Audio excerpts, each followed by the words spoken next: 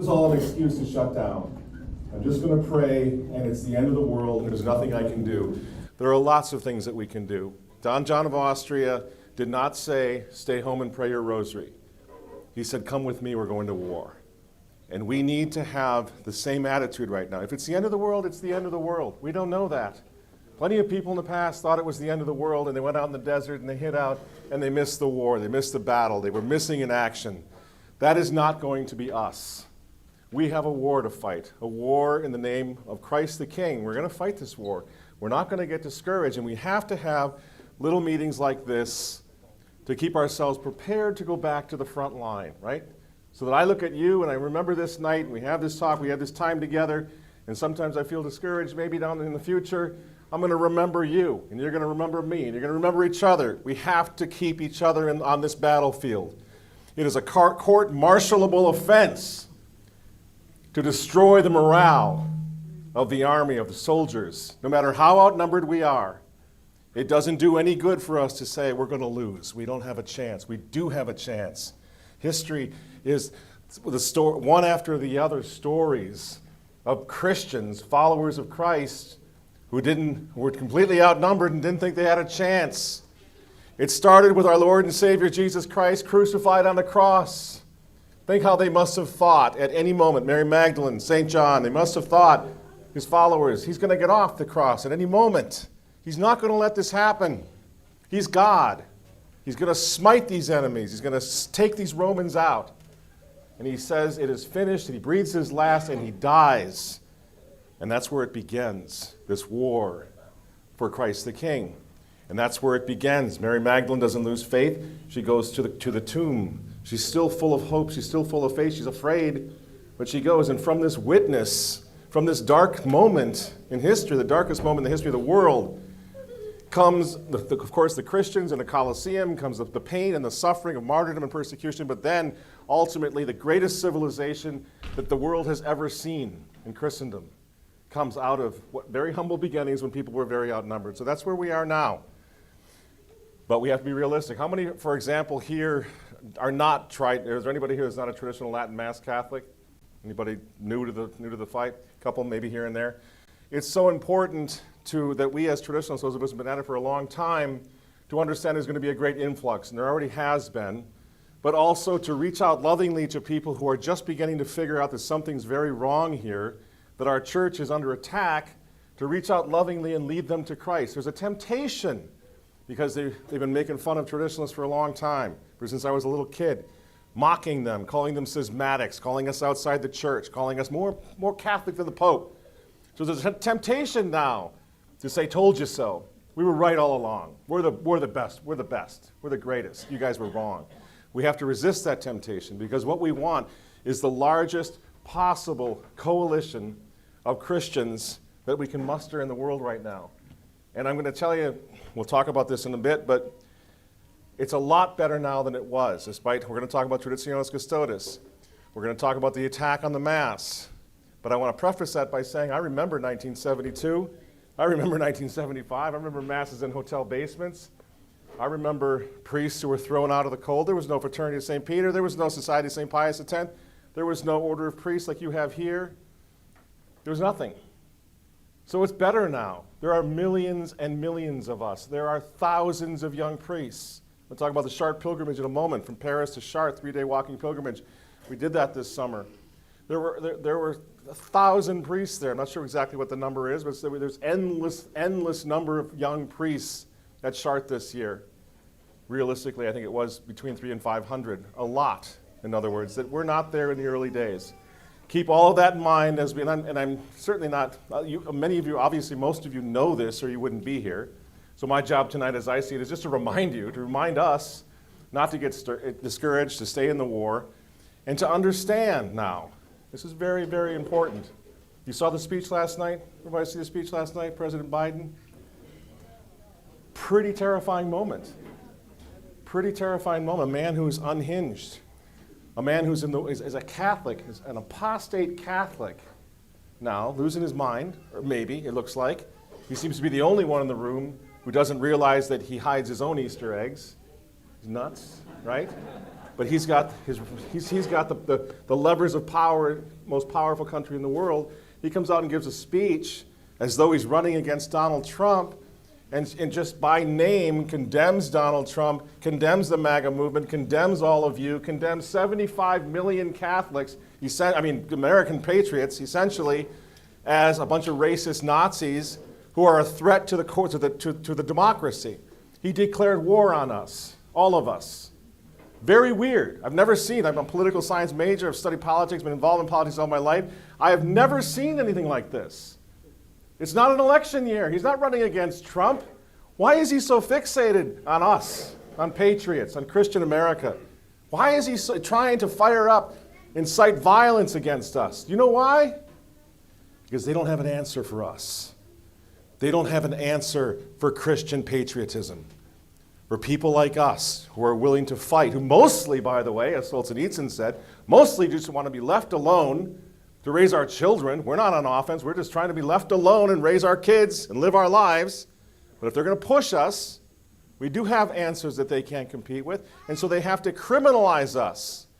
Again, as kids here, it's not even close to being all the way over or something we got to conclude there's nothing we can do about it. There certainly is. And by the very fact that the President of the United States makes a speech like this, we know that we're the ones that they fear, because we have the answer to everything they're trying to do. We are in the way of what they're trying to do. And that's what that speech was all about. They've run out of ideas. Hilaire Belloc said that when they start persecuting the Christians again, it means the revolution has failed, because they failed to change what's in here. They failed to brainwash us. And so the only thing they can do is raw force and violence, starve the lions again. And friends, we're seeing the exact same thing happening. I don't mean to scandalize anybody here, but you all know we've got a massive problem in the Vatican, an apocalyptically scary problem in the Vatican. But what's interesting in terms of what happened last night with President Joe Biden, the same thing is happening there. And we've talked about this a lot before, running TV. What in the world are they thinking? There supposedly is this big pandemic, right? The world is locked down. Kids are set years behind because they've been locked out of school by these policies. You got more monkeypox and whatever the heck else is coming. You got financial breakdown. You have food shortages. You have supply chain shortage or breakdowns, right? And in the middle of all of that, and in the middle of massive apostasy in the Catholic Church, Pope Francis is worried about us. A tiny, tiny little remnant. This, friends, should be the most encouraging thing we can possibly tell our children. They're really, really worried. Why? Because we have the pearl of great price, because we have kept the faith, because they have not brainwashed us, they have not forced us into apostasy. And even though we're a very tiny remnant of believers, we dominate their thoughts. They dominate their strategy and their concerns. These children are going to grow up. I just came back from the Chartres pilgrimage.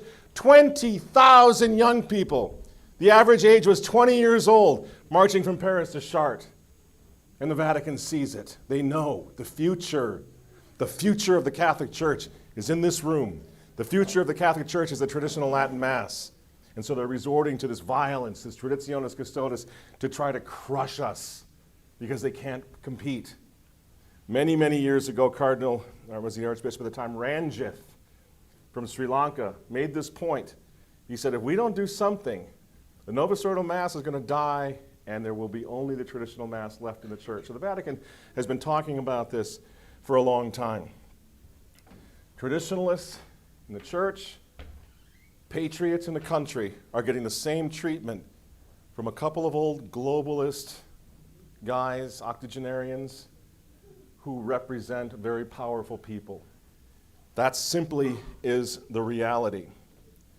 So Biden last night is calling us Nazis. Pope Francis, when he returned from Canada back to Rome, again, someone asked him about contraception, whether he's going to green light contraception. He said morality must evolve. So he's essentially already preparing the minds to green light contraception. And then out of nowhere, he just tears into traditional Catholics. He says this is the problem with traditional Catholics. They're what he calls backwardists. We're backwardists because we're not evolving with morality and with the church. And more interesting, he said we are guilty of sin, that we are sinful backwardists. So you see the pattern. Attacking patriots in our country, attacking traditionalists worldwide out of the Vatican. It would be myopic for us to not see something very serious is happening here. And we're right at the center of it. And of course we have to pray. And of course we have to ramp up the prayer. We can turn to the rosary, obviously. And we have to have meetings like this and strategize our survival. Because the main thing that we have to do now, and you know this, the main thing we have to do is not come up with this brilliant strategy whereby we are going to take the globalists down. The main thing we have to do is not be seduced. Keep the faith. And this is going to become a difficult task because everything you see is going to suggest that science has disproven God. God doesn't exist. This is the devil at work. That's what's happening. So keeping the faith is not going to be as easy as we may think. So we have to get together like this to make sure we help each other to keep the faith and then to face the reality that what we saw last night in Philadelphia with Joe Biden was like the Reichstag fire in Nazi Germany in 1933. They have reached an impasse. They can't go further unless they criminalize us because they can't beat us by fair means. So we have to hone our polemics. We have to make good arguments. So what are they saying right now? They're saying that they must cancel the traditional Latin Mass because those who attend the traditional Latin Mass reject unity. We're disunifying, right? All of you are violators of unity, Christian unity. That's what they're saying. Here's your argument in answer to this, because we have to fight. We are not going to give up the Mass of our fathers. We are not going to give up that Mass because that Mass is the touchstone of our faith, the faith of our fathers. So we decide right here and now, like the three amigos, we're in this together, and this time we will not back down, we will not give up the Mass. So when they say that we violate Christian unity, for example, the answer is so obvious. Francis, Your Holiness, the polls out right now, new surveys, show us that in the United States alone, 3/4 of all Catholics in our country today, that's something like 85 million Catholics, 3/4 of them have already rejected the new Mass. They don't attend Mass even on Sunday. Remember when you were in Catholic school and you were taught that it's a mortal sin to miss Mass on Sunday? 3/4 of our co-religionists in this country don't give a darn about that. They don't go to Mass on Sundays anymore, and I don't even blame them. The church has let them down. But the reality is, when you have 17 million out of 80-something million Catholics not going to Mass on Sunday, they've already made their statement. The new Mass is caused them to leave the church, rejecting that Mass. They don't attend it anymore. So why does the Vatican, looking at the same statistics that we can easily find, where millions and millions have left the faith, going to that Mass over the past 50 years, the Vatican is saying, you must go to that Mass as well. Fathers, mothers of children, would you do this to your children when you see something so destructive to your children's lives and health, and you tell them to do it anyway? These are our fathers. These are our shepherds, these people in the Vatican. Why do they want us to do the same thing that has left millions of Catholics disenfranchised and outside the Catholic Church? When you consider the statistical evidence, it becomes impossible for us to go along with this. St. Robert Bellarmine famously said, even if a pope were to try to destroy the church, if he were to try to destroy the church, we have an obligation before God to not obey and to frustrate his will. I'm not telling you what to do. I'm just telling you what one father of the church said. And we're to the point now where there are entities inside the Vatican who are clearly trying to destroy the faith. Now why? Is that a conspiracy theory? Just crazy talk? They're trying to destroy the faith because of something called religious supremacism. You know, they talk about equity and inclusion, don't they? Davos, the United Nations, the World Economic Forum. Everything is about equity and inclusion. The Catholic Church established an old world order that united the entire world behind the cross of Jesus Christ, the kingship of Jesus Christ. If you're going to set up a new and Christophobic world order, you have to get rid of the Catholic Church. And that's what they've been doing for an awfully long time. And we simply, before God, cannot go along with this. So that's what we have to talk about. That's the conversations that we're going to have. What if they shut us down? What about obedience? What about the bishops? What about the hierarchical structure of the church?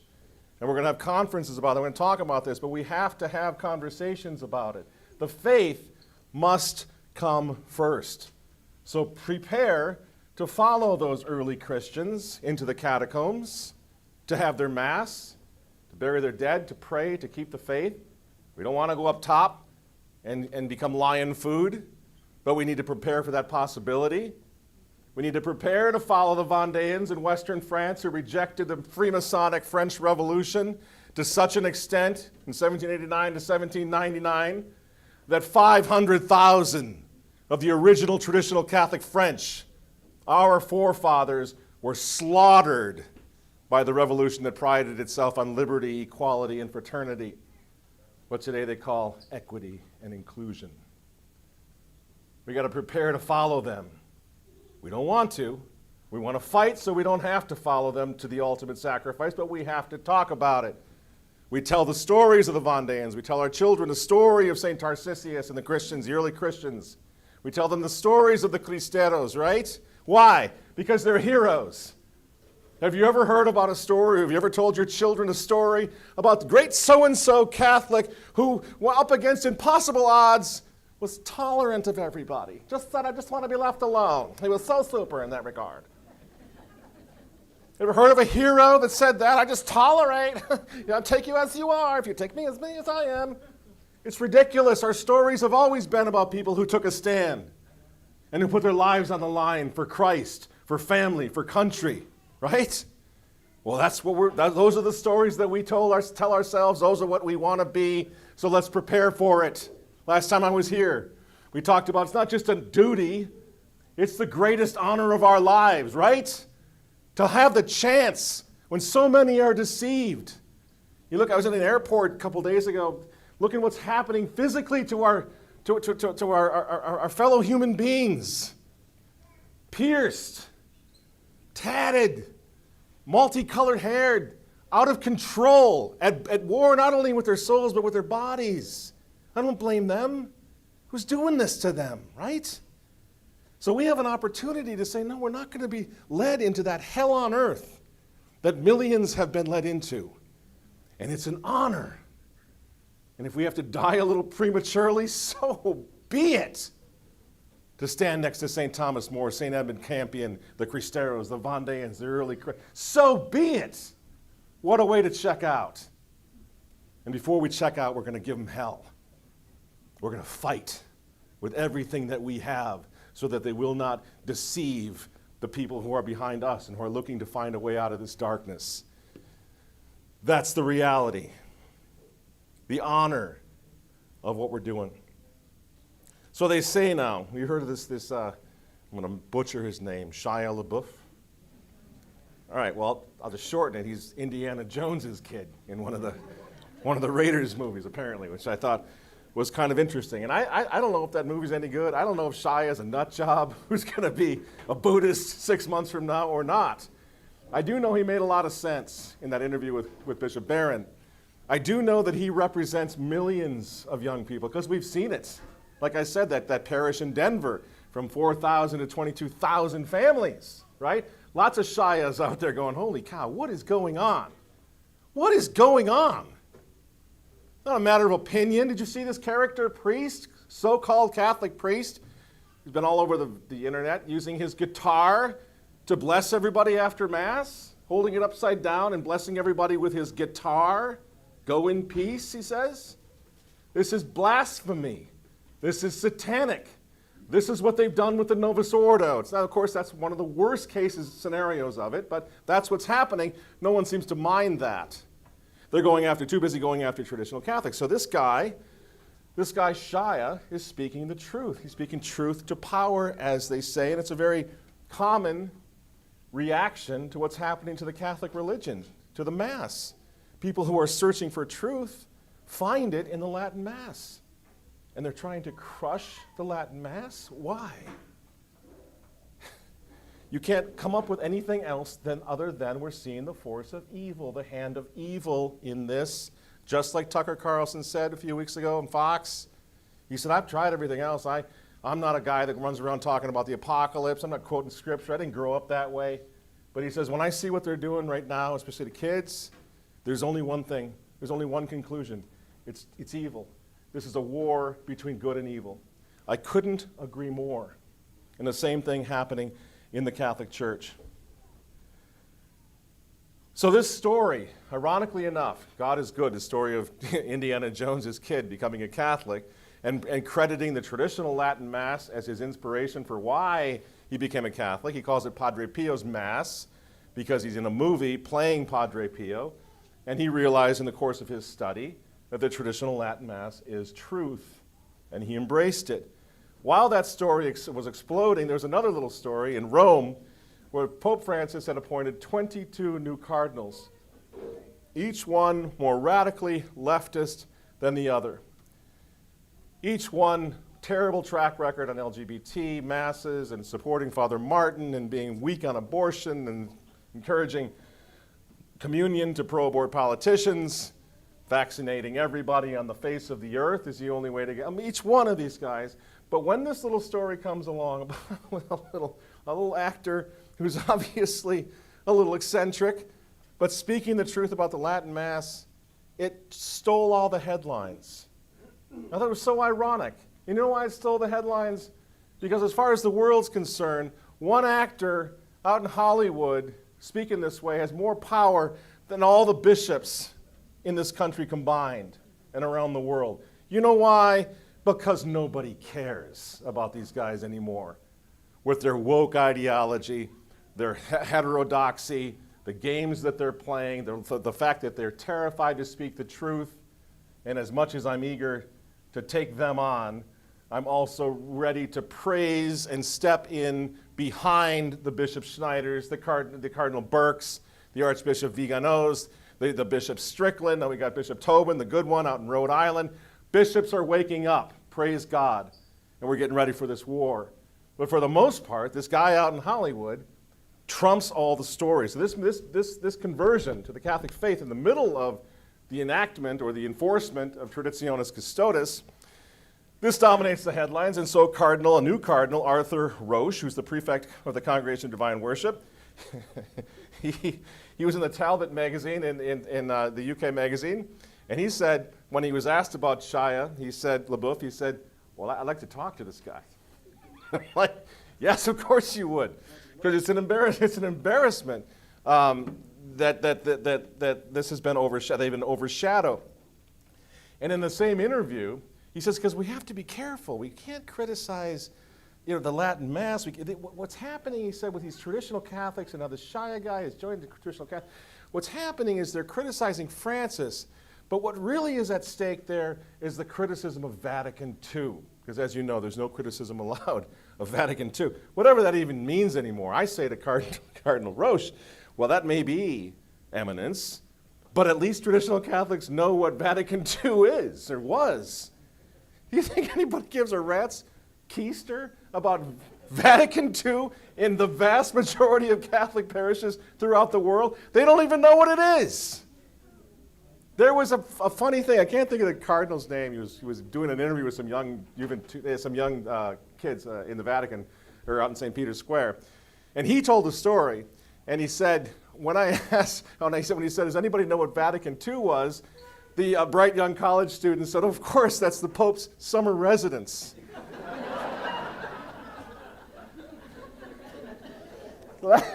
That's where we stand.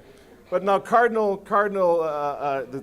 new Cardinal Roche, who's trying to take away your Latin Mass right now, so he's a part of your life, He says in the same interview, it is very serious, it's a very serious matter opposing Vatican II. In the end, people have to ask themselves, am I really Catholic or have I become more of a Protestant, he says. This is the guy who partakes in Protestant ceremonies, by the way, prayer services, by the way, but who's keeping track of that. But I would say to the Pope, or to this cardinal, who is taking your Latin Mass away from you, helping Francis do that, which Vatican II are we talking about? Which Vatican II? And this is another one of those arguments. You can forget most of everything I'm saying, it's fine. Remember a couple of these points. First, that we talked about already, the vast majority of Catholics have already rejected the new Mass, so it's not our fault. And secondly, Vatican II. This is the argument that I think works the best. Which Vatican II are we talking about? And you need to ask your priest, your bishop, anybody who accuses you of this, okay, fine, I don't want to be a sinner, I don't want to go to hell. What are the dogmas of Vatican II that I'm rejecting? What is it in Vatican II that I as a Catholic must accept on pain of mortal sin and jeopardy of my soul? And which dogmas, defined dogmas of the church, am I rejecting? And then just get all synodal on them. Listen to them. We're listening. Please tell us, which dogma am I rejecting? There are none. There are no dogmas in Vatican II. There was nothing defined dogmatically in Vatican II. You're not rejecting any dogmas in Vatican II. You're rejecting something else. And the question is, what is it in Vatican II? Which Vatican II? Benedict XVI, when he was still Joseph Cardinal Ratzinger, there's a little longer quote, you've heard it, but I'm going to read it again because we're being accused of rejecting Vatican II. Cardinal Ratzinger, head of the Holy Office, says, what happened after the Council, Vatican II, he says, was something else entirely. In the place of liturgy, as the fruit of development, came fabricated liturgy. We abandoned the organic living process of growth and development over centuries and replaced it, as in a manufacturing process, with a fabricated, banal, on-the-spot product. That's what Cardinal Ratzinger thought of the Mass, what's happened to the liturgy, that we are being ordered to attend. A banal, on-the-spot product, says Ratzinger. Move ahead a few years to 2013. Now Ratzinger becomes Pope Benedict XVI. In one of his last speeches to the Roman Curia, I just found video of this. It's going to be in the next Remnant Underground. I was glad to find the video to verify this is true. Here's what he said. Remember, this is the Pope, the immediate predecessor. We're being accused of rejecting Vatican II. Here's what he said, Benedict XVI. So dominant and more efficient, he says, this council, Vatican II he's talking about, created many calamities, so many problems, and so much misery. In reality, seminaries closed, convents closed, the liturgy was trivialized, and the true council was struggling to materialize, to be realized. What he's saying there is that the media, I don't agree with him on this, by the way, but this is what he said, and it's an argument you can all use. The Pope, February 14, 2013, said the council had been commandeered. It had been taken over by the media. The whole world got a version or a vision of the council that the council fathers never intended. Okay? So whose fault is that? He doesn't say you guys got to go dig up the true council. He's saying the whole world was given a council that crushed the church, that trivialized the liturgy. So it seems to me, Cardinal Roche, Pope Francis, that if traditional Catholics are rejecting the council, we had better reject the council that Benedict XVI was talking about because it crushed the faith. The Holy Father himself admitted this. You're just scratching your head. What are we talking about here? What are we talking about? There was a council that everybody must believe that wasn't dogmatic, but it never quite materialized the way they wanted it to. So there's another council called the Council of the Media. That's a bad council, but that's the one everybody got. That crushed the church, however. And then there's this other thing called the Spirit of Vatican II. Nobody knows what that is. but you got to accept it and don't question anything, Cardinal Roche says. You can't go to your traditional Latin Mass anymore because you're not figuring this out. You're not accepting Vatican II. You think this is our fault on any level? We have an obligation before God, it seems to me, in a time like this when the faith is on the line, to take what is sure and what is secure, because they're not giving us anything sure or secure. And then what is sure and secure is the faith of our fathers that was handed down to us. The Mass of history. The Mass of Padre Pio, of St. Thomas More, of St. Thomas Aquinas, all the way back to the Apostles. That's the sure thing. We have an obligation before God to make sure we hold fast to that, when so many have lost the faith for refusing to hold fast to it. You see? We have an obligation not to follow what these men are saying. And we're never, ever, ever leaving the church. These clowns are not pushing us out of Mother Church. She is my church. She's defined my life. I have 7 children. Every one of them has been baptized, confirmed, all the sacraments in the old rite. I couldn't sleep at night outside the Catholic Church. I have no intention of leaving the church. But these guys are going to. Whether God does it or some wonderful human aegis takes care of it, I don't care. We're not going anywhere. We're going to stay and fight. Because they're making things up. I'll give you another example. It's Cardinal Roche, the guy who's taking your Latin Mass on behalf of Francis. He says, quote, after 2 world wars, he's trying to say why it's so important that you don't question Vatican II. After 2 world wars, which had been initiated in the heart of Christian Europe, it was obvious that there needed to be an enormous reform within the church, and that was Vatican II. Have you ever heard of the 2 world war argument that Vatican II was a result of 2 world wars? What's he talking about? What's he talking about? Well, he's making it up. Because you remember what the Pope said, John the 23rd, St. John the 23rd, what he said when he opened the council. This is what he said as he opens the council.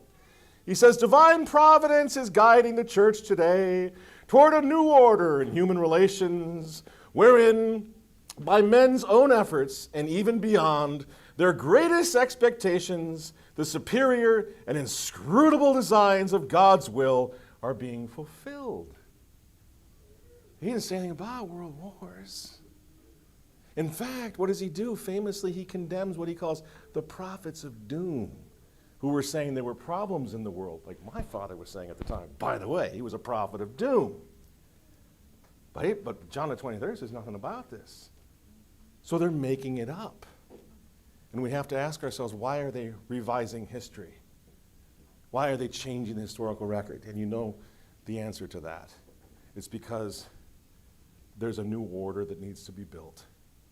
And Holy Mother Church in her human element has been recruited to help them build it. And remember this, the Church of Jesus Christ, the divine element, is inviolate.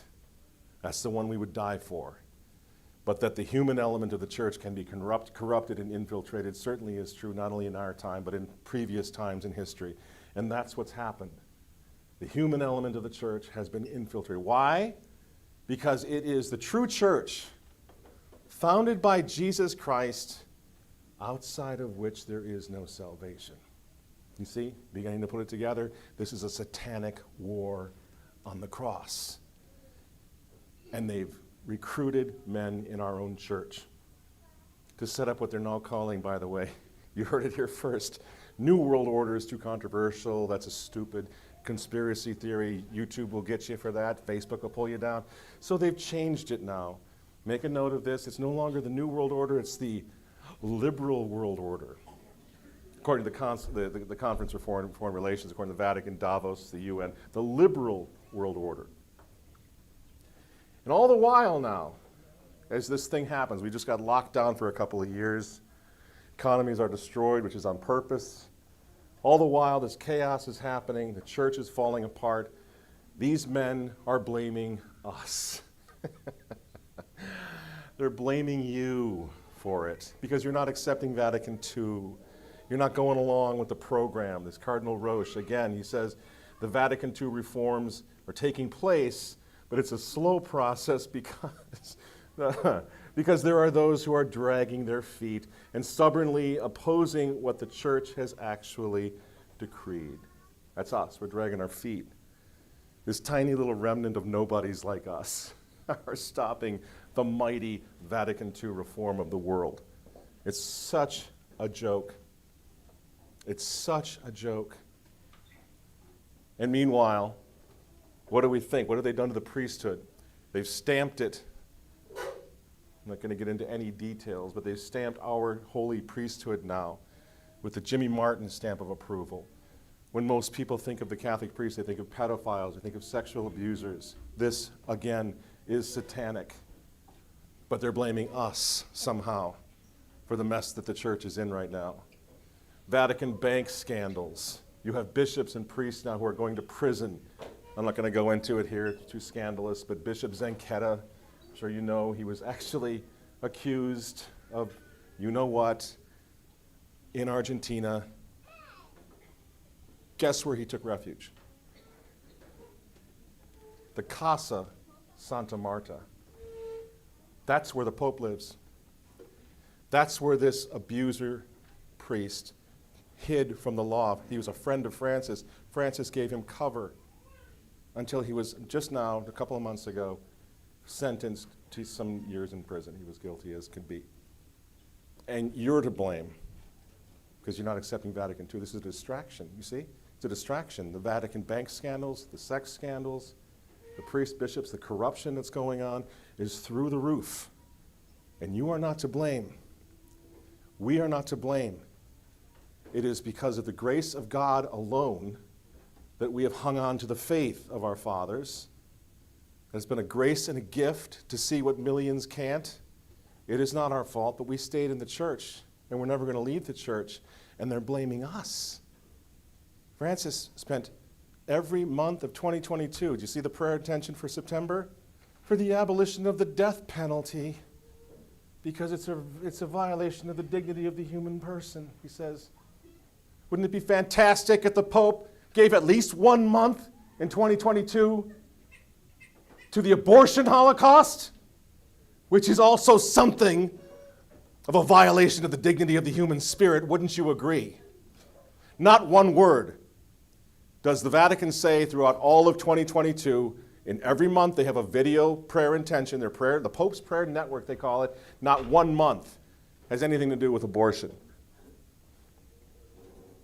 Because they're too busy going after us. Traditionalists, the folks who want to return to some sanity in this church. Friends, I'm running low. I'd like to take your questions, but I want to end with this idea of never again. I remember, as I told you, I remember what it was like. I was confirmed by Archbishop Marcel Lefebvre when I was 10 years old. I knew the heroes of that movement. I saw what it was like. I saw how much the priests suffered.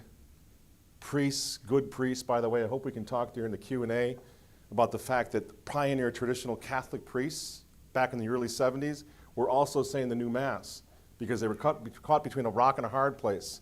And that's going to happen again right now. There are so many great priests right now who, because they don't want to abandon the families in their parish, are still saying the new Mass. They're open to the Latin Mass. They're on our side. They're our friends. We need to bring them and have conversations with them. They too are a gift from God. But the point is, as far as we're concerned, those of us who are in positions to make this decision, I'm not talking about what a priest should do or what a bishop should do or anything else, but lay people, we can make this commitment. Never again. We will never abandon the Mass of our fathers, which means we need to prepare for war, some sort of war, whether it's just the spiritual one, we've already engaged in that, or some sort of physical persecution, we'll have to go underground once again into the catacombs in order to preserve the faith. Because this revolution, as Bishop Snyder says so beautifully, it's not going to last long. These revolutions never do. Soviet Union fell, the Nazi Reich lasted 11 years. This one will fall too. It's untenable. So what we have to do is make sure we outlast it and we outbreed it, because that's not going to be hard. They're not having any kids, are they? I see a few right here. There's the future of the church just running down the aisle right over there. There she goes. That's the future. That's what we mean by unite the clans. There's a little story I'll close with. I think it was World War I, heard it years ago, but when they say how disunifying we are. Beautiful story. Germans and Americans are, after the war, after World War I, there's all sorts of troop movement. People are being returned to their countries, prisoners are being released, and all of this. And there's this moment on a train platform in Germany, liberated now, where as they're switching cars in a train station, you have Germans on one side, a bunch of American GIs on the other side.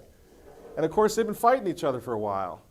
And they start kind of staring at each other like, where's this going to go? I got a chance maybe to take one of these guys out. He killed my friend. I could, keep the war going a little bit. Getting kind of testy. Nobody knew what was going to happen. And all of a sudden, one guy had an idea. And he looks across the platform and he goes, Credo in unum Deum. And with that, both sides erupt into the creed. And the moment is diffused. And the brothers are brothers again. That's what the traditional Latin Mass actually does. Unites the four corners of the earth. Every man, woman, and child. And if you've never been to the Sharp Pilgrimage, I encourage you to go. When you feel what it's like to do that for 3 days, to have been struggling with your English, and everybody speaking French and German, and then you go to the magnificent Mass in the Sharp Cathedral, and you sing that same Credo in unum sanctam catholicam. One holy Catholic and Apostolic Church. You see? That's why I think it's satanic what they're doing, because they're trying to break apart that unity and that beautiful order of Jesus Christ, our King. That's what they want to do. And we can never, ever let them do that, friends. They do not have the right to take away our Mass. They do not have a right to make that order. That is an unjust order. To stop attending the traditional Latin Mass. They have no right. I would encourage you then to be confident in this battle, to stay together, to keep together on this thing. Don't get discouraged. Don't lose the faith. Don't let them get inside your head. Klaus Schwab and all these guys, they're just like Adolf Hitler. They're going to go the way of the dodo bird eventually. It doesn't matter. The cross is still the most powerful symbol in the world. That's not going to change. But we need to hold it up. Don't let them attack us. Don't let them demoralize us to not hold that cross up just like our forefathers did in the faith so that it can be seen high. Joan of Arc, right? Hold the cross higher so I can see it over the flames. That's us. I have every confidence in the world that this is going to, in the end, the Immaculate Heart of Mary is going to triumph. Christ will be with us always. And all we have to do, unite the clans, never surrender, and keep the faith of our fathers. Thank you so much for listening.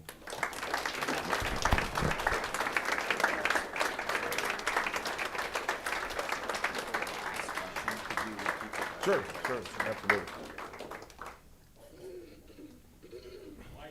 Michael, we've got a question from the audience here. What do you see on the horizon and the kind of approach that traditional Catholics who might have an understanding of this direction that you're talking about tonight would reach out to the faithful Catholics that are part of the Novus Ordo that haven't experienced the traditional Latin Mass in some decades? I think it's really important that we understand and appreciate, like I said, the honor of where we are. We always quote Sister Lucia of Fatima when she's talking about the diabolical disorientation, right? The whole world is diabolically disoriented, including us to some degree, to some level, right? So we have to understand that everyone is suffering right now through this darkness. It's become really obvious.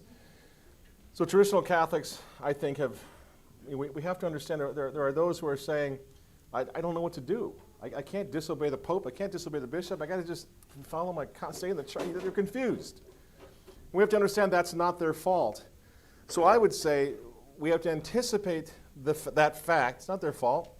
They didn't ask for any of this. And we have to charitably try to make the case, resisting always the temptation to say, told you so. And this is going to be so much easier now. I'm sure you've all felt this. I run a traditional Catholic newspaper. Used to be everywhere I went, I was kind of like having to be on defense and, yeah, okay, here's what I think. Don't hit me. Now I find that everybody's trying to prove their traditional Catholic cred to me. They don't want to own this thing anymore. Because over the past couple of years, what have we seen? It's not just a question of old Mass, Latin Mass, new Mass, whatever. We've seen them actually come into our lives and shut down the world, mask us up, force us to take some mystery juice that Bill Gates and his lunatic friends have made. That's pretty scary. And the whole time that this was happening, the Catholic Church was on their side. I'm talking again about the human element with some wonderful and amazing exceptions. They're on their side. And I think that's really opened up a lot of people's eyes. Like I just told you about this church in Denver, I hear this not only from all over the country, but from all over the world. But during COVID, tradition exploded. Traditional Latin Mass centers exploded. Ours certainly did. We're up in St. Paul. The bishop said, you got to shut the churches down because the governor wants to. We went out in the parking lot and had high-profile parking lot masses, snowy Easter morning, one of my favorite masses of all time, outside with our priest in the snow. And people were looking at this all over the world. And the bishops of Minnesota were looking at this too. And guess what? In our case, one priest, the parking lot priest, said, no, you're not shutting us down. Worshiping God is necessary. It's essential. What happens? The bishops of Minnesota, not exactly stellar St. John Fisher bishops, to a man finally looked at the governor and said, you can go pound sand, we're opening the churches. Because of the example of one priest. A priest who, by the way, also offers the new Mass. His heart is with the traditional Latin Mass, but he has the faith. So he still offers the new Mass. I think one day he probably will be exclusively traditional. But he's a friend, he's a warrior. And I think we have lots of warriors, more than fellow travelers. We have fellow warriors who are stuck in Gulag, Nova Sordo, don't know quite how to do it. But let's go over there and see what we can do. And also, if Traditionis Custodes comes down, as Francis wants to do, he's going after the diocesan priests more than he's going after the Fraternity of St. Peter. Why? He's going after the diocesan priests who are saying Latin Masses because they actually are making so many inroads now into the mainstream church. And he knows it. They should be paragons of unity. They're saying both Masses. What is more unifying than that in terms of the Vatican, how the Vatican defines unity? So I would say we have many, many allies in the Novus Ordo who are either lay people who are fed up, they realize something's wrong, or priests who are calling people like us and saying, where do I learn the Mass? And do you have a barn around that maybe we can have Mass in the barn or whatever? There's a lot of that going on. So I think it's a very exciting time. It's not the time to be shutting doors or to say told you so to our Novus Ordo friends. It's a time to have great conversations, bring them in, recruit them, because we need the numbers. And I think with the grace of God and the crisis that they see now, which has everything to do with civil liberties as well as an attack on spiritual liberties, is going to be very successful. So that's what I would say. Yes, please. Thank you. Who's got a question for Michael? Jerry? Yes. Michael, terrific. Thank you. It's so good to see you in person. I've been following you for many years. Speak up, Jerry. Thanks. Please.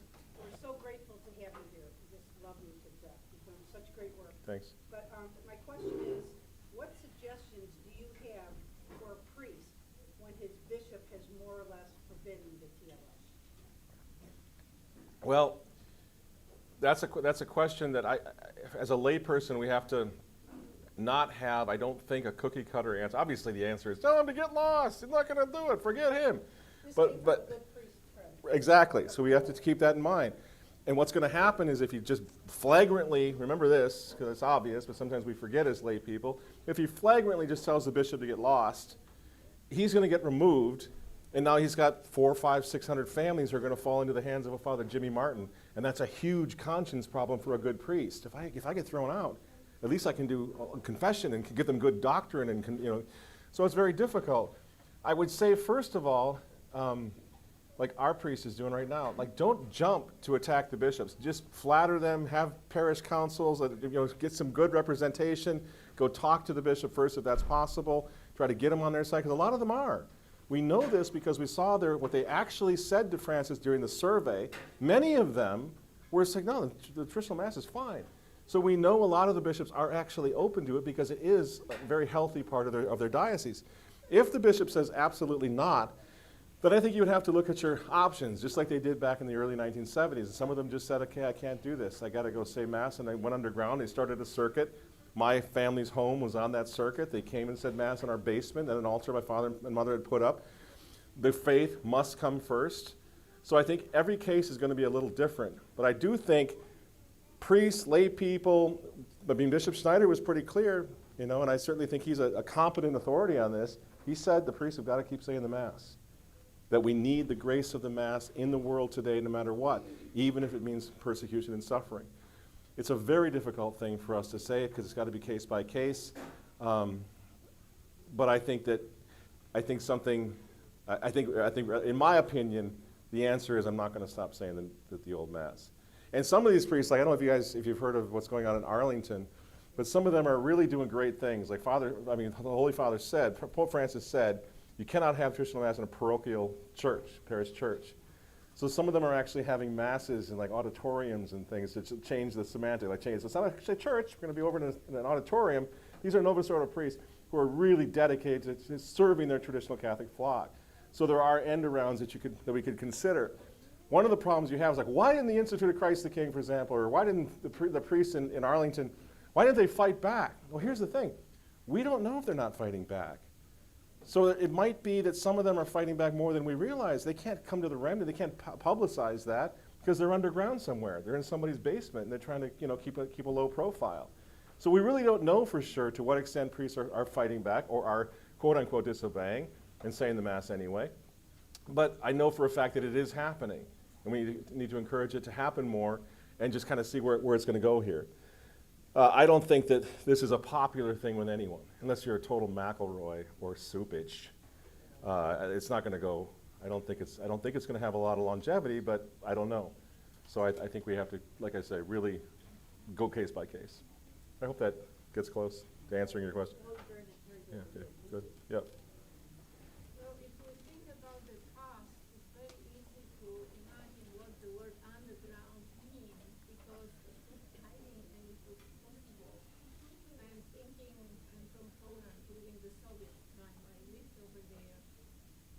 So I'm thinking it is impossible anymore to hide. The technologies are so sophisticated that they will know about everything, anywhere, what's happening. So the meaning of the word, I think, has to be transported completely in God's hand. Because only He can provide the umbrella to hide people because it's going to be impossible. Nobody can hide it. Well, Our modern time. yeah, so she's saying it's impossible to hide. You asked to repeat the question.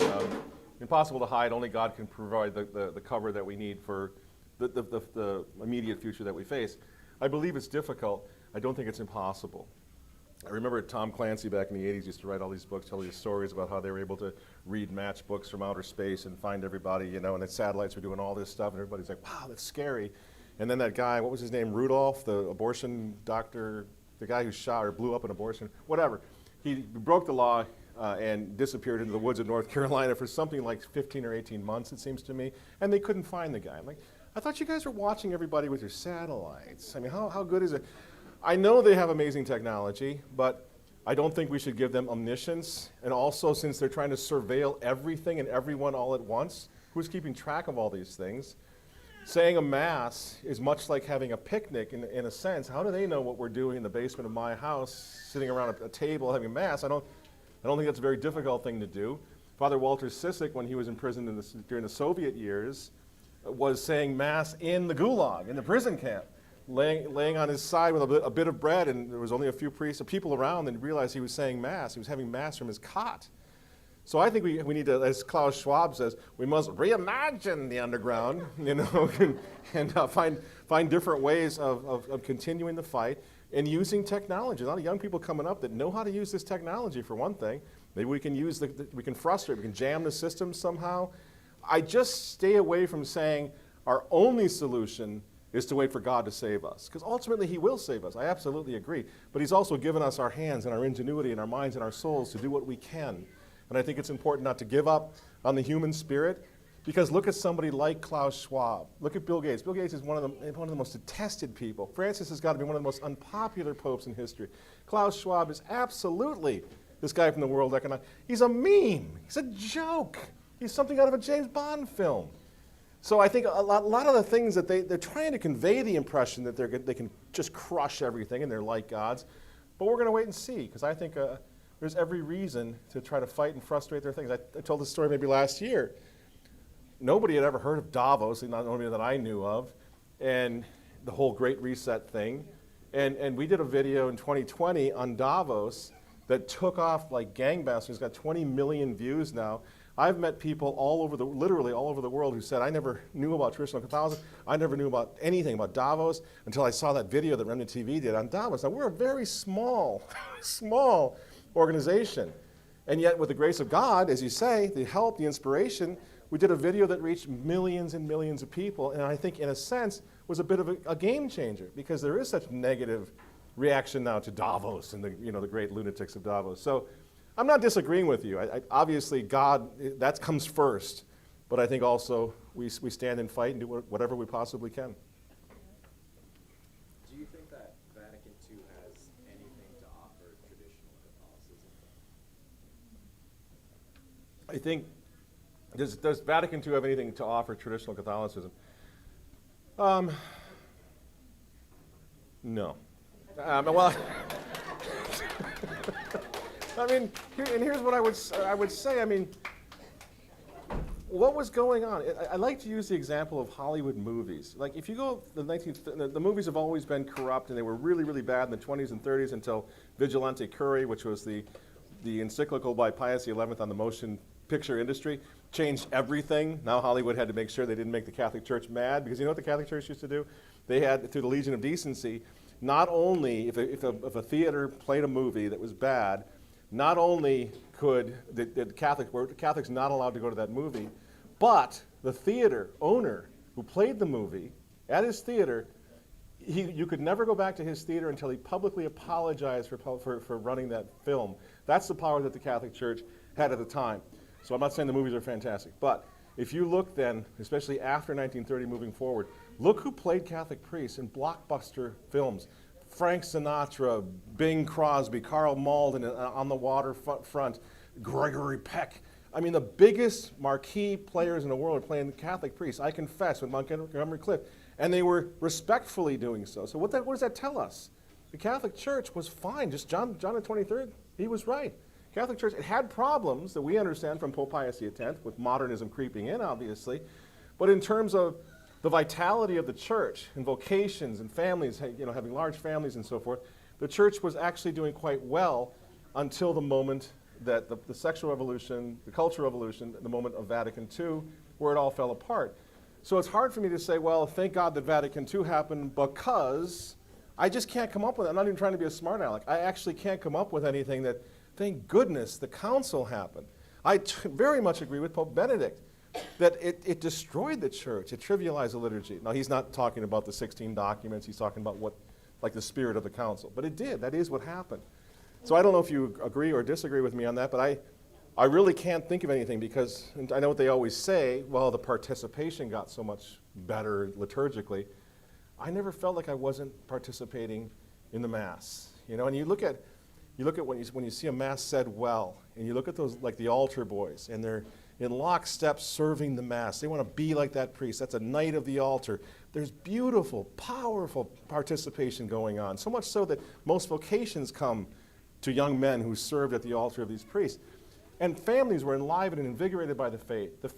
The liturgical year was, determined the ebb and flow of the family through the feast days, the celebrations, the fasting. Everything seems to have been powerful and very good, in a good place, despite the infiltration of the modernists at a lower level. Vatican II happened, everything blew up.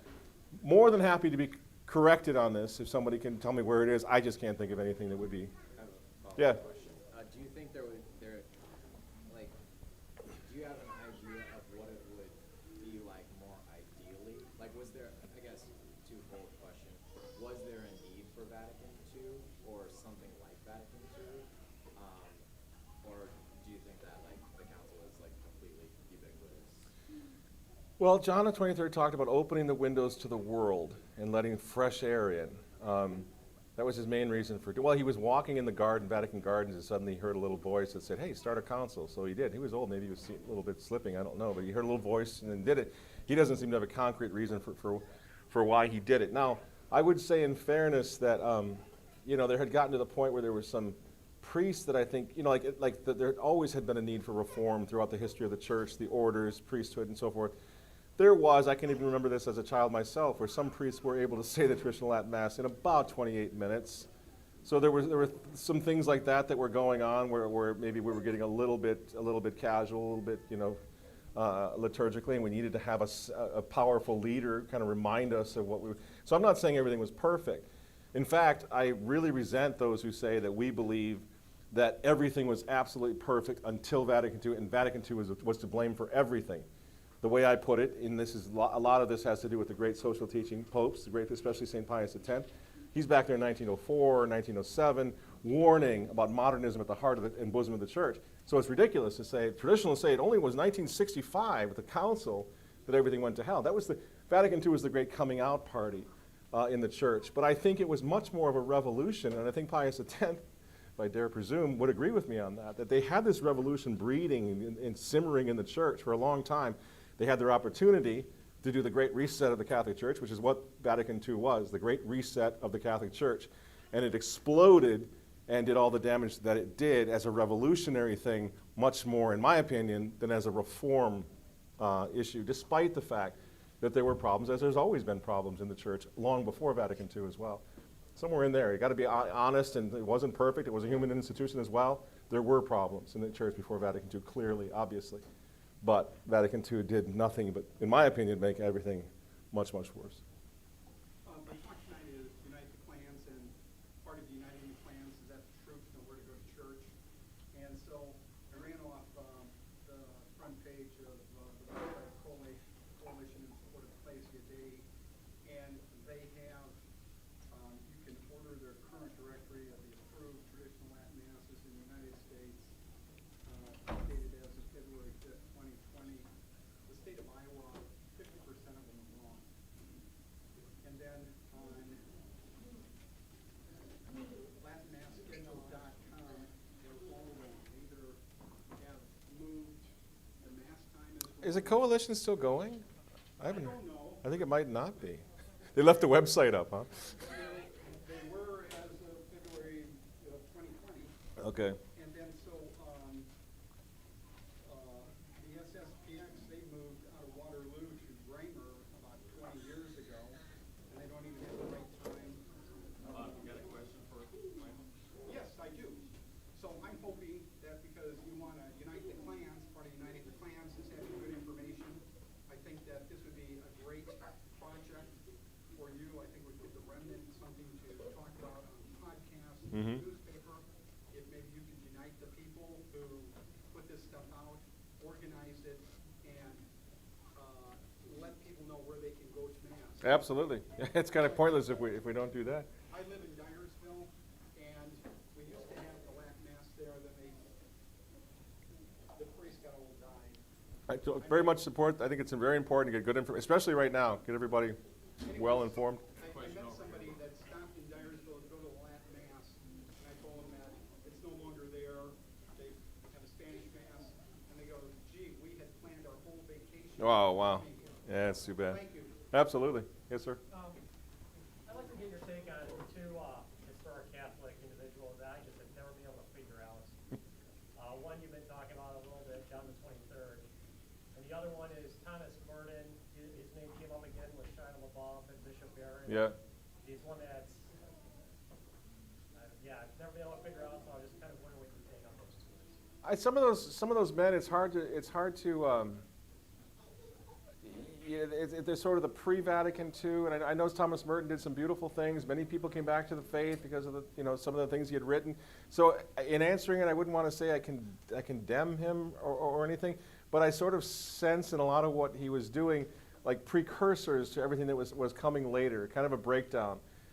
This is a ridiculous comparison, but it comes to mind. My father used to get really upset about Bing Crosby and Going My Way playing a priest because he said that was the Novus Ordo priest in a way, like, with the hat and the cool dude and all that stuff, no cassock, where you could see looking back. It's a great movie looking back and right now, but at the time they were saying, hey, this is kind of weird. And then they kind of connected the dots that, these things were happening. They were seeding a long time earlier. John the 23rd, kind of the same thing. I would never dare to say that everything he did was evil and can be condemned, but he is responsible for sort of opening that whole can of worms that was really, really problematic. I know there are some people, including Michael Davies, who spoke highly of him in terms of what he had, a lot of his earlier work. So I think it's, you know, you're looking back on some of that and you realize that the revolution was getting started earlier, and you can see some marks of it. Pius XII changing, you know, the Holy Week liturgy and so forth. You see it coming earlier. 1929 in Collegeville, Minnesota, they were already doing dialogue masses. You know, starting the experimentation with vernacular. So I don't know if that answers your question, but I think there are a lot of figures in there who are pretty good guys. I wouldn't condemn them, but they definitely showed signs of a sort of spiritual and a traditional watering down that really set things up beautifully for the revolution then that came in the mid-60s. Yes, sir. Dan Bongino talked about going into a parallel economy, parallel function. Why this came out with the Uncle Tom Too's premiere, talking about the fight they had with YouTube and everything else.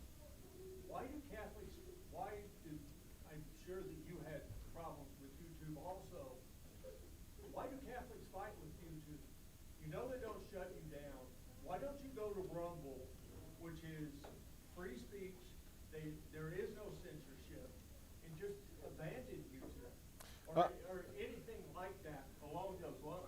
Yeah, well, it's a problem. I mean, we spent tens of thousands of dollars developing our own platform, tv.com, because YouTube was just harassing us all the time. We're also on Rumble. The problem is, y'all don't want to leave YouTube, you know, and I kind of get that. That's like a clearinghouse for everything, and you go there. They watch a lot more than I do, I guess. But so Remnant TV is an alternative to YouTube in the sense that they can't touch us. It's privately owned. We rent our own CDNs around the world, content delivery networks. They can't touch us. But what's surprising is it's doing really well, but still YouTube does better because people are just comfortable there. And the other reason for it, Rumble, on the other hand, especially over the past 6 months, nothing's happening. Like with the view count for Remnant TV and Rumble, it's in the hundreds, very low. People don't want to go there. I don't know why, but they don't.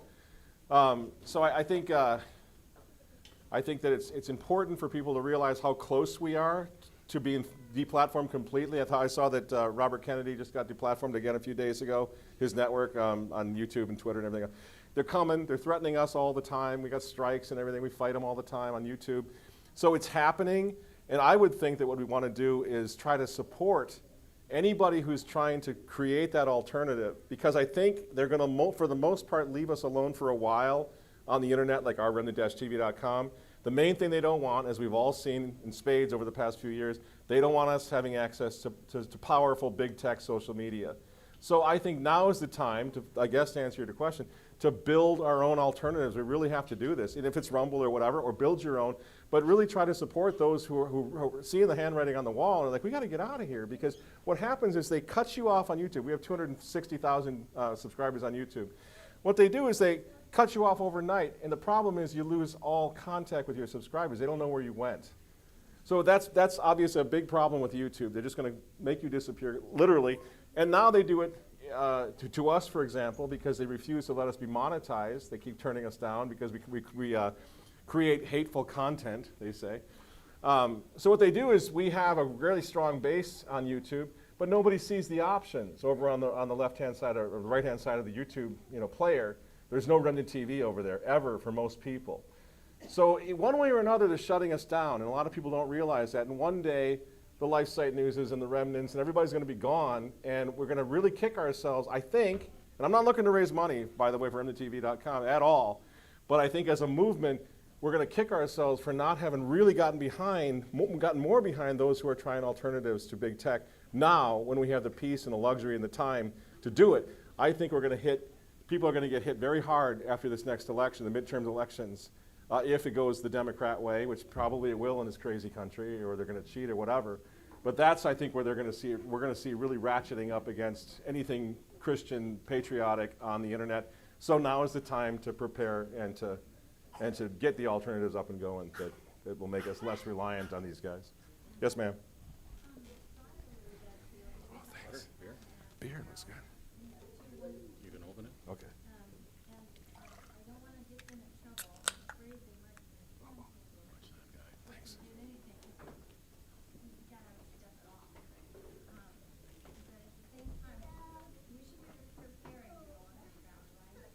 Yes.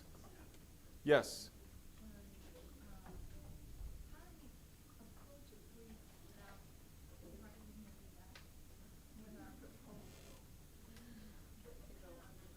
As I say, every priest is going to have to. Oh, she's wondering how we approach a priest. Do we have to go underground? How do we approach it for ourselves? This whole idea of doing it, it's difficult. We don't want to be like reactionary in the bad sense. We don't want to do it if we don't have to. If we have good priests that are saying the Mass, stay with him, support him, keep him going. You know, if he's got a good relationship with his bishop, praise him for it and keep going with the Latin Mass. What he's going to do in terms of if he has to go underground is going to be up to each individual priest. But what we can do in the meantime, it seems to me, is start talking finances in our own communities to buy these churches, which are being sold for a song all over the place. At least up in Minnesota they are. Get one ready. Being the thing to keep in mind. And then all you have to do is try to find one priest who's willing to come and say the Mass for you. The really important thing to keep in mind. Nobody's saying this is forever. We're certainly not leaving the church. We're never going to leave the church. But that we may have to go down into the catacombs for a time until sanity is restored, I think is very, very possible. The priest that married my wife and I, or married me, he was one of those underground priests in the early 1970s. He was completely cut off. He was on his own. He was living independently. By the time 1996 had come along, things had changed, and things had changed for the better. He offers a nuptial mass down in Naples, Florida, where my wife is from, and we had our nuptial mass very much out of the catacombs.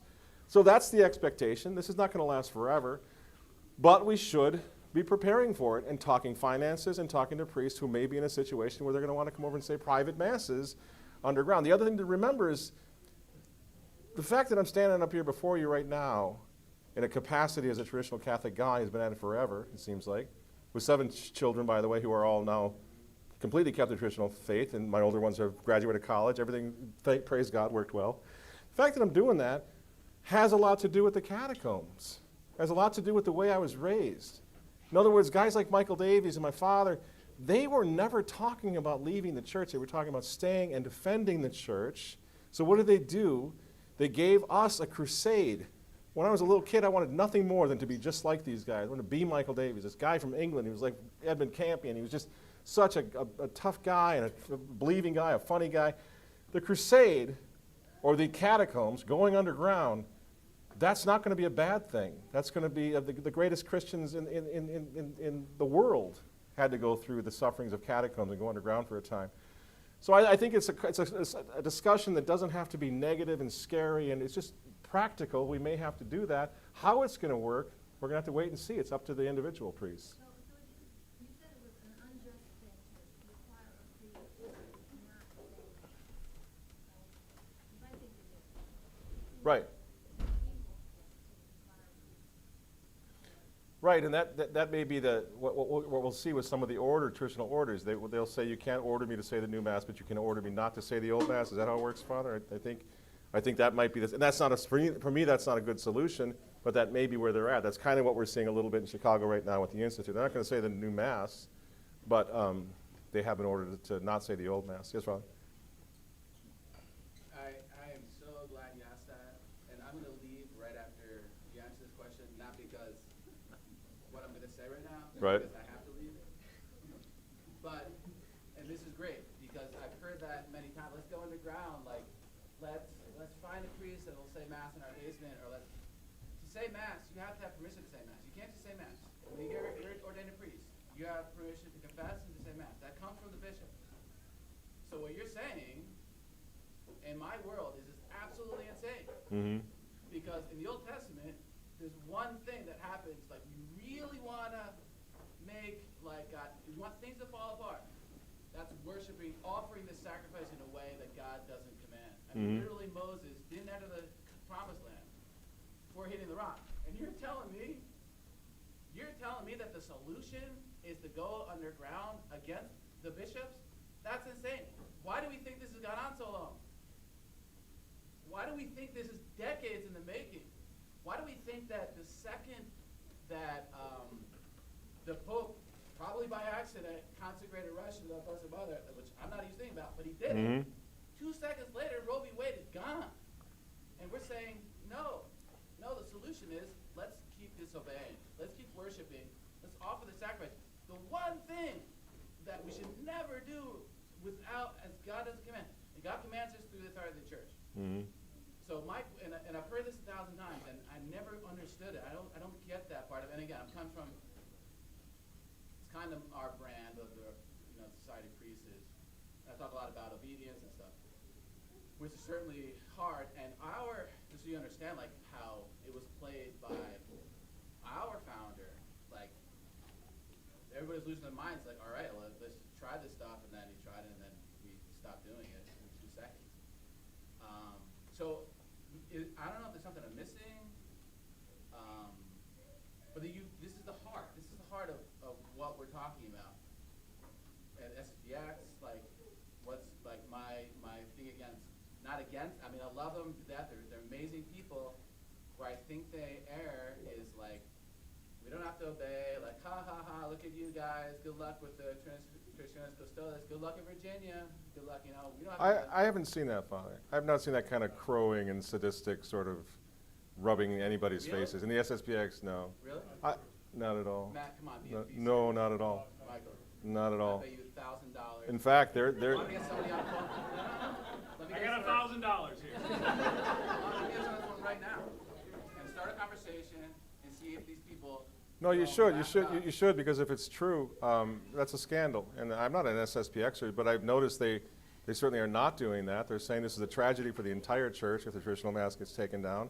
They don't want it Michael, to get taken out. You're telling me, you're trying to convince me right now that the SSPX people aren't kind of like, well, come on, it's not. But either way, if they don't say it, but they're living it, right? They're living it in Well, the sense of.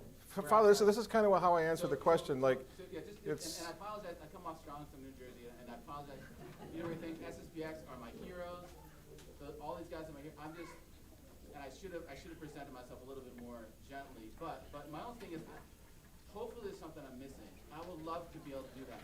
I would love to be able to be saying mass in Brad's basement and just like do my thing. But it always comes back to that. I am a priest in the Roman Catholic Church, and it's like the hierarchical institution in the world, the OG hierarchical institution. So anyway, yeah, maybe I'm missing something. Well, like I said in answer to the question, it's really, I'm not telling any priest what they should or shouldn't do. I'm only talking about the history of this movement. If those priests, those heroic priests who were cast out in the cold, and all they ever did, Father, they just had private masses. They said private, it wasn't advertised, so by canon law, it was private masses that they said in the homes of individuals who did not have access to anything but felt banners, guitars, and crazy. And they absolutely were in the church, and as soon as a crack was opened that wide from the hierarchical establishment of the church, they were back, and they were doing everything they possibly could to preserve the hierarchical structure of the church. But when it came to the deprivation, which is, I think, would be the definition of evil, to deprive the good of the traditional Latin Mass to families and kids all over the world, a bunch of them with broken hearts. This is why I took issue with that. I'm not an SSPX guy, but I took issue with it. I don't see the SSPX doing that kind of nasty thing. And I really hope, I mean, I'm not saying you're lying. I really hope it isn't happening. If it is, they shame on them, because that's not the point of this. Unite the Clans has to do with keeping the faith, supporting priests like yourself, supporting all the priests who are in positions to serve the church and to serve families as best we can. Don't take a cavalier attitude. Don't say, forget the bishop, forget the pope. We don't need to listen to them. That's not what I'm saying.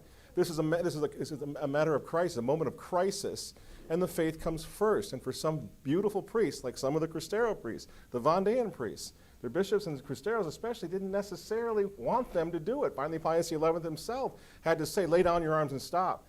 But in the interim, a lot of priests were underground saying the Mass. The Vendean priests in France, non-juring priests, were cut off from their bishops, but they were saying Mass in the woods to preserve the faith, always instructing their flock on the importance of, we need to be mindful, keep our eyes open for how God's going to resolve this. But in the moment, I have to serve my flock. I have to give the sacraments to my people. I'm not saying I'm right and you're wrong. I'm just saying that's the history of this movement, where priests who didn't want to call it disobedience, they just said, I have to say the Mass for these families, and so they did it. They didn't run down underground eagerly. They found themselves in this position, and it was really hard. It was devastating. It broke their hearts. And like I say, the priest who married my wife and me, he kept a relationship with his bishop the entire time because of a concern similar to what you just enunciated. His name was Father Harry Marchowski, theologian extraordinary, seminary professor at Laval. He managed, one way or another, to keep under his bishop while he was saying private masses underground, in the basement. And we never for a second, looking at the example of that extraordinary priest, thought that he was saying, forget the hierarchy, we don't care about obedience. He was trying to get through the time. That's why I don't feel I'm in a position to tell any priest to put his neck on the line. I think we should just take every situation as it comes and have that debate about whether a priest, if he's disobeying, the only way he can disobey, as I understand this, is if it's obvious that the order is unjust and couldn't be given in the first place, if it was an evil order, evil command. I'm not going to say every single one of those orders to stop saying in the new Mass would be, I don't know. So I think it's more important that we have good conversations, that we keep our heads about ourselves, pray about it, and just try to do the best we possibly can without doing what the SSPX you said possibly is doing. That's just horrific. That divides the clans. I hate that sort of thing. And I hope it's not true, because it's really devastating if it is. Well, yeah, so, and forget that part, but thank you very much, and I hope we can continue this discussion. I apologize if I was negative at all, or... No apology needed, Father. I think this is what we can talk about. Absolutely. Because Yeah. And that's a hard conversation. Sure it right? is. And I think hopefully we continue to talk tomorrow, because these are the ideas that are essential, And Father, I'm a layperson. People come up to me all the time and say, I can't believe how courageous you are, man. You're a hero. And I'm like, I don't have any vows of obedience. I don't have to obey a bishop. I can say what I want. So all of us who are lay people in this room should understand the massive difference between what we're allowed to do and to consider versus what a priest is allowed to do. So, I mean, don't ever trivialize the suffering of a priest or the dark nights of the soul of a priest trying to decide what to do in times like this. We really do have to have those conversations and pray for each other. So no, you don't need to apologize to me at all, Father. That's the whole purpose of. Thank you so much. Absolutely. Yeah.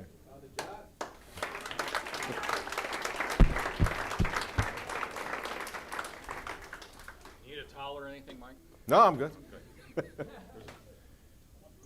Yes, sir. Dick, you go. Speak up, Dick. What you said, Mike, about your faith. Not only priests, but also us lay people. We're going to have to choose through our faith who we're going to listen to. Obedience to God or obedience to man. This is what it's going to come That's down it. to. That's it.